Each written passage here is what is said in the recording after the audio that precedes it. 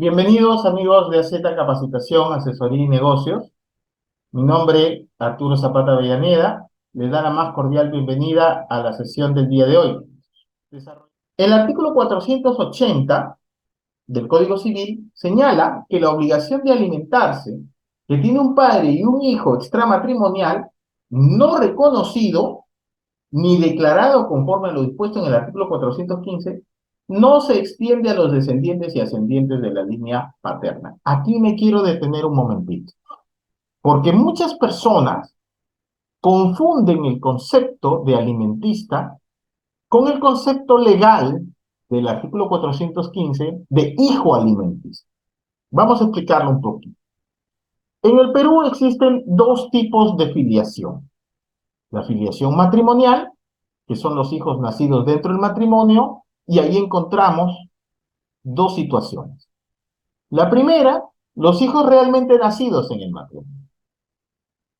Ahí se hace efectiva la presunción pater is, donde el padre se presume que es precisamente el progenitor, porque está casado con la señora.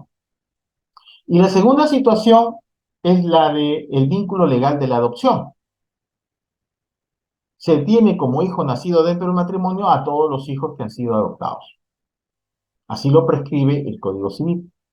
Pero cuando hablamos nosotros de los hijos nacidos fuera del vínculo matrimonial, obviamente tenemos ahí que ver situaciones como por ejemplo aquellas personas que han reconocido a sus hijos, ya sea porque han vivido o viven en una situación de unión de hecho, ese es un hijo extramatrimonial, pero viven en una unión de hecho, o aquellos que son declarados judicialmente en un proceso ante la autoridad competente para que el juez, a través de una resolución, determine que esa persona es el padre, porque no lo quiso reconocer voluntariamente, ya sea porque no fue a la reniega a reconocerlo, ya sea porque no hizo una escritura pública ante un notario, que también es una forma de reconocimiento, o sea que no lo reconoció en un testamento. El reconocimiento judicial también importa la existencia de ese vínculo, ¿correcto? Paterno-filial, establecido en una sentencia, de acuerdo a las formas de las causales que prescribe para tal efecto el artículo 402 del Código Civil. Pero cuando hablamos del hijo alimentista, estamos hablando de una persona que el padre no ha reconocido, que el juez tampoco ha declarado que él es el padre, pero que de acuerdo a las circunstancias, esa persona se le tiene como obligado para efectos de pasarle los alimentos. Vayamos al artículo 415. El artículo 415 del Código Civil señala lo siguiente. Fuera de los casos del artículo 402, el hijo extramatrimonial solo puede reclamar del que ha tenido relaciones sexuales con la madre durante la época de la concepción una pensión alimenticia hasta la edad de 18 años. La pensión continúa vigente si el hijo, llegado a su mayoría de edad, no puede proveer a su subsistencia por incapacidad física o mental. El demandado podrá solicitar la aplicación de la prueba genética u otra de validez científica con igual o mayor grado de certeza. Si éstas dieran resultado negativo, quedará exento de lo dispuesto en este artículo. Asimismo, podrá accionar contra el mismo juzgado que conoció del proceso de alimentos el cese de la obligación alimentaria si comprueba a través de una prueba genética u otra de validez científica con igual grado de certeza que no es el padre. Entonces, aquí estamos en una situación en la cual el varón está obligado a pasarle los alimentos porque estuvo o mantuvo relaciones con una señorita en el tiempo de la que se dio la concepción, pero no se tiene por cierto que realmente este sea el progenitor.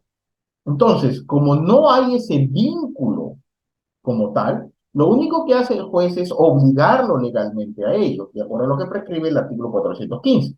Pero si yo no soy el padre, yo debería presentar como medio probatorio en la demanda para destruir esa idea de entroncamiento, que yo no soy el progenitor, me someto a una prueba de ADN, hace la diligencia, y con eso, si es que mi resultado es a mi favor, yo ya no estaría obligado.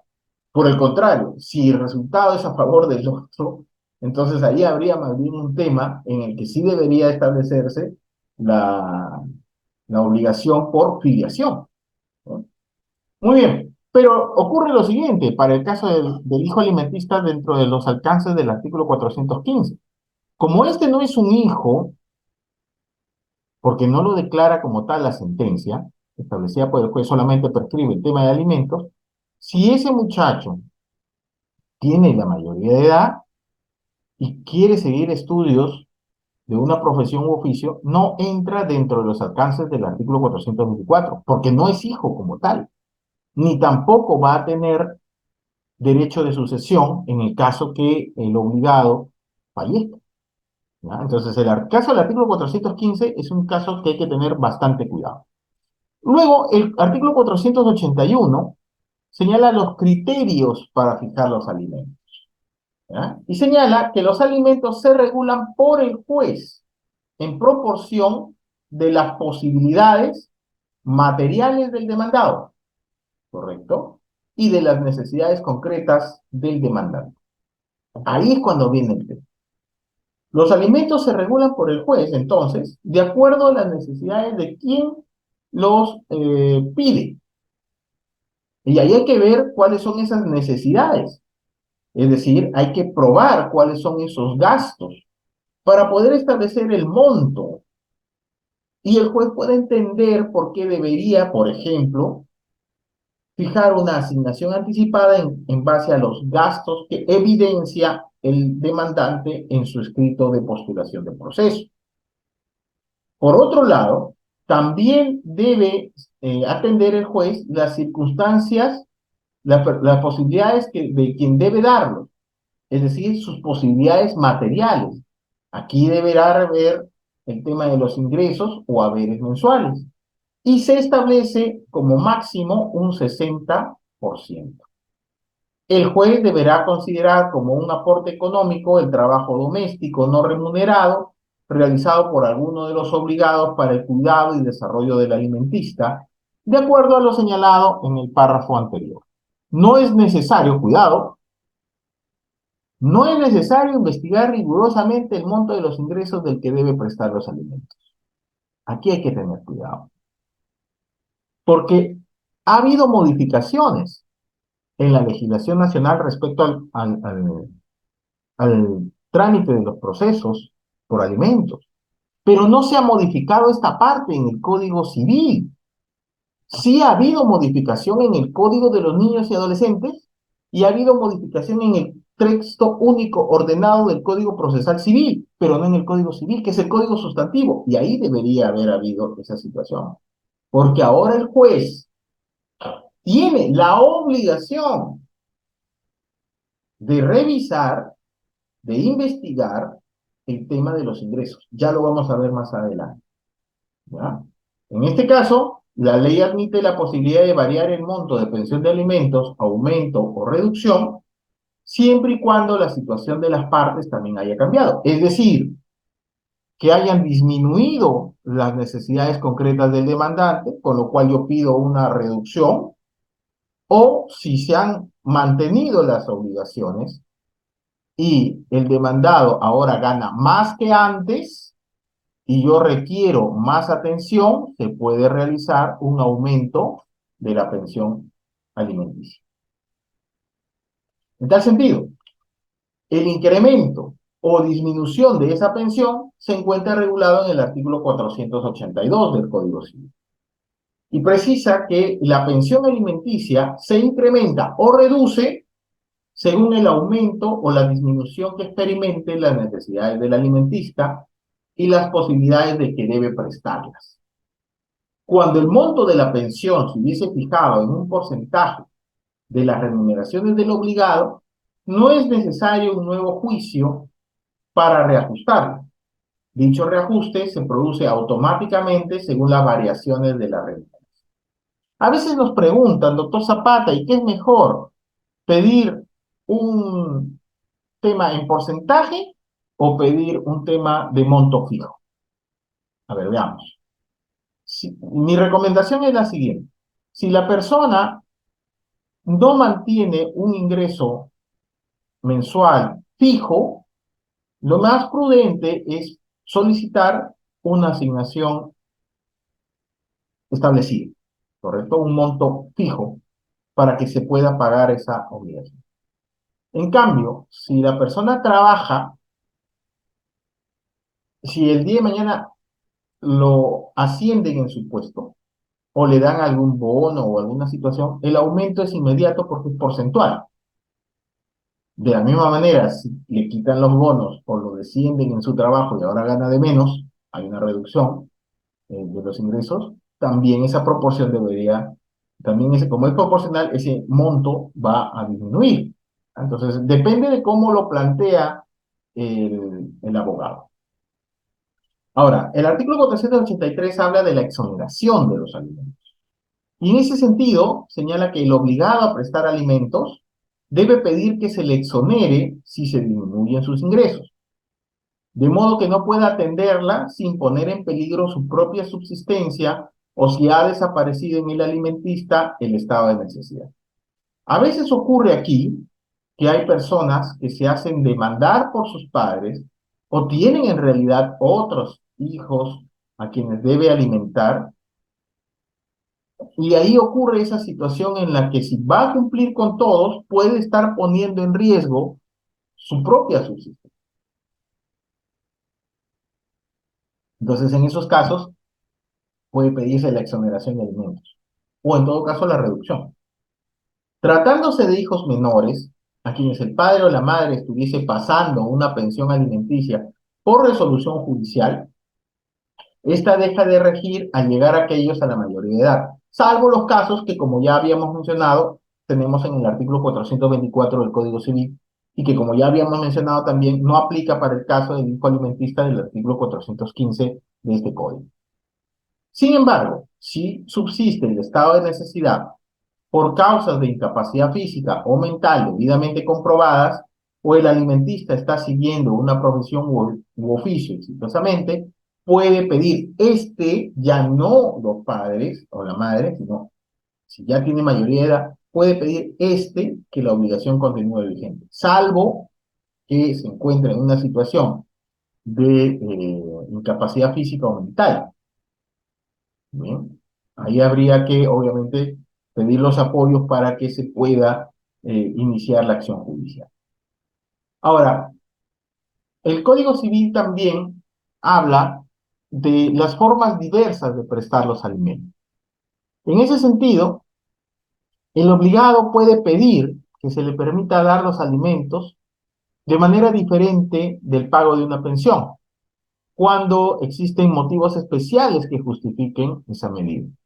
Entonces, aquí hay que tener cuidado porque se puede prestar los alimentos de una forma diferente al de un monto establecido. Recuerden ustedes que para ello debe fijarse o aperturarse una cuenta en el Banco de la Nación para que en esa cuenta se depositen los conceptos de alimentos, entendiendo que el tema de los alimentos depositados de esta manera son inembargables, ¿no?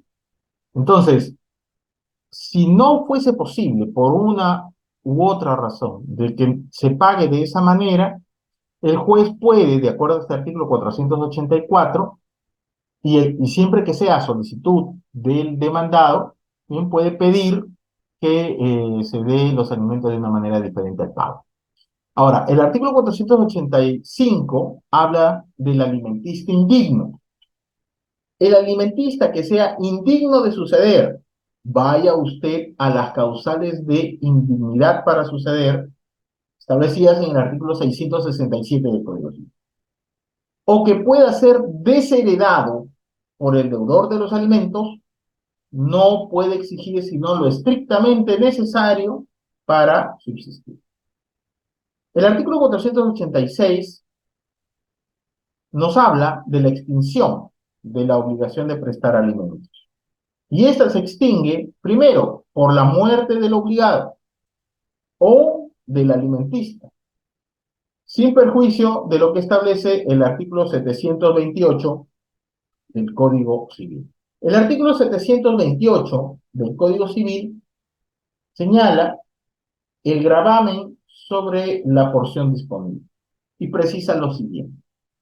Si el testador estuviese obligado al pago de una pensión alimenticia, conforme lo establece el artículo 415, que es la del hijo alimentista, que no está debidamente reconocido, ¿correcto? La porción disponible queda grabada hasta donde fuera necesario para cumplir. Es decir, del tercio de libre disponibilidad, una parte va a quedar para pagar a este hijo alimentista hasta que llegue a la mayoría de edad y hasta donde alcance. ¿Correcto? Acuérdense ustedes que ese tema del tercio de libre disponibilidad se determina al momento de la muerte del causante. Y luego, el artículo 487 nos habla de las características de este derecho, señalando que el derecho de pedir los alimentos es intransmisible, es irrenunciable, es intransigible e incompensable. Y alguien podrá decir, oiga, doctor Zapata, pero ¿cómo es que se lleva el tema de los alimentos a conciliación extrajudicial? Es que la conciliación extrajudicial no versa sobre el derecho de pedir alimentos, sino sobre el monto de la pensión alimenticia, que son dos conceptos distintos. El derecho a pedir los alimentos es el derecho que tengo de gozar del deber de asistencia por parte del obligado, de acuerdo a lo que establece el Código Civil. Ese derecho a pedir los alimentos es un derecho intransmisible, es irrenunciable, es intransigible y es incompensable. Por lo tanto, yo no puedo ir a una conciliación y decir, bueno, yo cedo en esta parte, pero que esta otra ceda su derecho a pedirme alimentos, es decir, no me puede demandar. Eso no se puede conciliar. Lo que sí se puede conciliar es el quantum, es el monto de los alimentos, ¿correcto? Que ya no sea 500, que sea 300. Ese monto es conciliable. Pero el tema de que yo renuncie a mi pensión de alimentos teniendo el estado de necesidad y demás, eso es algo que no se puede conciliar. Y si se conciliara de esa manera en sede de conciliación extrajudicial, debe todo centro de conciliación tener un abogado que revise los acuerdos. Y si revisara ese acuerdo, debe determinar que ese acuerdo es contrario a las normas que interesan, al orden público y las buenas costumbres, y por lo tanto eso no puede ponerse, por más que las partes estén de acuerdo. ¿Ya? Entonces ahí hay que tener cuidado con esa situación. Luego, en el caso del Código Civil, se regulan algunos otros casos que también son interesantes mencionar. En el caso del divorcio, vean ustedes el artículo 350, por el divorcio cesa la obligación alimenticia entre marido y mujer. Entendiendo que divorcio es la disolución del vínculo matrimonial de parentesco, que es el vínculo por afinidad. Entonces, cuando hay divorcio, ya no se deben recíprocamente los alimentos. Pero la ley señala dos situaciones de excepción. La primera es esta, ¿correcto? Si se declara el divorcio por culpa de uno de los cónyuges y el otro careciere de bienes propios o de gananciales suficientes o estuviese imposibilitado de trabajar o de subvenir a sus necesidades por otro medio, el juez le asignará una pensión alimenticia no mayor de la tercera parte de la renta de aquel. El excónyuge puede, por causas graves, pedir la capitalización de la pensión alimenticia y la entrega del capital correspondiente. Esa es la primera situación de excepción. La segunda es esta. El indigente, cuidado, debe ser socorrido por su excónyuge, aunque hubiese dado motivos para el divorcio. ¿Qué significa eso? Significa que por más que haya existido un divorcio por causal, entendiendo que el divorcio por causal es aquel que se ha establecido en la legislación peruana en el artículo 333 en base a la teoría del divorcio sanción, aun cuando haya cometido la causal, Si quien cometió la causal de divorcio se convierte en indigente, el otro cónyuge debe socorrerlo, ¿correcto? Aunque éste hubiese dado motivos para el divorcio. Oiga, doctor, pero eso es una barbaridad. A mí me, dice una señora a lo mejor, a mí me sacó la vuelta mi marido, se fue con la secretaria y la secretaria lo abandonó hasta que lo dejó sin dinero. Cayó enfermo, ahora vive en las calles, en cartones, que va a venir a mi casa y me va a pedir que lo alimente. Yo ya me volví a casar, estoy con otro caballero. Ese hombre, ese ex con el que puede ir a tu casa, tocar la puerta, decir aliméntame, y tú le dices un momentito, yo ya me casé, dile a tu marido que me alimente. Revisa el artículo 312 y ahí te va a dar cuenta de cuáles son las cargas de la sociedad conyugal en el inciso B, en el inciso 2. Entonces hay que tener muchísimo cuidado ahí. Hay mucha gente que dice, no, eso no es justo, pero lo que hace aquí la norma es un tema de amparo, ¿correcto? En este caso, no lo menciona con el nombre de alimentos, pero sí te dice que debe ser socorrido. La determinación de cómo se debe cumplir esto lo va a tener que determinar el juez. Las obligaciones a que se refiere este artículo cesan automáticamente si el alimentista contrae nuevas nupcias, es decir, si se casa de nuevo. Doctor, y si convive, la norma no dice nada. Acuérdate que en el año 84 que se dio esta norma, no estaba protegido necesariamente y estaba muy mal visto la unión de hecho. Por eso es que solamente habla de que si contrae nuevas nupcias. No obstante, la parte final de este artículo 350, en este último párrafo, señala que cuando desaparece el estado de necesidad, el obligado puede demandar la exoneración y, en su caso, el reembolso. Otro de los casos es el caso del hijo alimentista, que ya lo hemos visto al analizar el artículo 415 del Código Civil. Bien. Luego, otro de los casos que también me llama a mí la atención es el que está regulado en el libro de sucesiones, en la parte final del libro de sucesiones, cuando habla de las cargas y deudas de la masa hereditaria. Y en el artículo 869 habla de las cargas, señalando que son de cargo de la masa hereditaria, uno, los gastos de funeral y en su caso la incineración que se paga preferentemente. Dos, los gastos provenientes de la última enfermedad causante. Y tres, los gastos de la administración. Y en este caso, el artículo siguiente, el 870, entiende que también forma parte de esto, mire usted, que se genera esta obligación de asistencia, no dice necesariamente alimentos, pero debe entenderse que es algo muy parecido, en que las personas que hayan vivido, dice el artículo 870, en la casa del causante o alimentado por cuenta de este, pueden exigir al albacea o a los herederos que continúen la atención de estos beneficios a cargo de la masa hereditaria durante 3 meses. No es que haya aquí una relación laboral, por ejemplo, en el caso de una persona que contrató a estas señoritas que hacen labores en el hogar y que viven en ese lugar, sino que estamos hablando que aquí no hay una relación obligacional de nada. Yo, por ejemplo, voy de invitado a la casa de un amigo, me estoy quedando ahí 2, 3 meses, mi amigo fallece por alguna situación, ¿correcto? Y como yo he estado siendo alimentado en la casa de mi amigo, tengo derecho a que me continúen con esa atención de los beneficios que me brindaba mi amigo con cargo a la masa hereditaria durante un periodo de 3 meses. Si no me quieren dar, yo tengo el derecho a exigir esta situación. Sin embargo, y aquí es donde vienen las modificaciones, en el año 2022, el año pasado, se dio la ley 31.464, que es la ley que modifica las normas que regulan los procesos de alimentos a fin de garantizar la debida aplicación del principio de el interés superior del niño y de la obtención de una pensión de alimentos adecuada. En este caso, existen modificaciones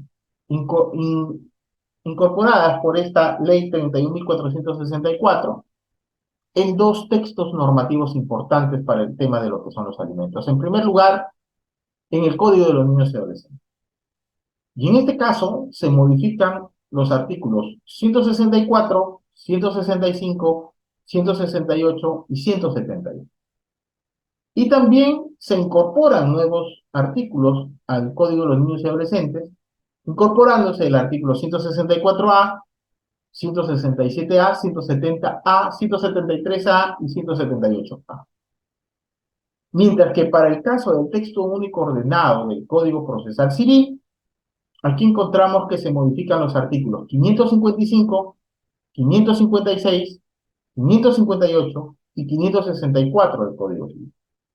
En tal sentido, se han incorporado dentro del ordenamiento jurídico nacional modificaciones en el tema de los alimentos en el caso de los procesos. Una de las cosas interesantes es que el tema del Código de los Niños y Adolescentes va a hacer referencia al proceso que se debe seguir a favor de los menores de edad. Y el proceso que se debe seguir para las personas mayores de edad son las que están señaladas en el Código Procesal Civil. Esas son las, entre otras, las modificaciones que trae la Ley 31.464.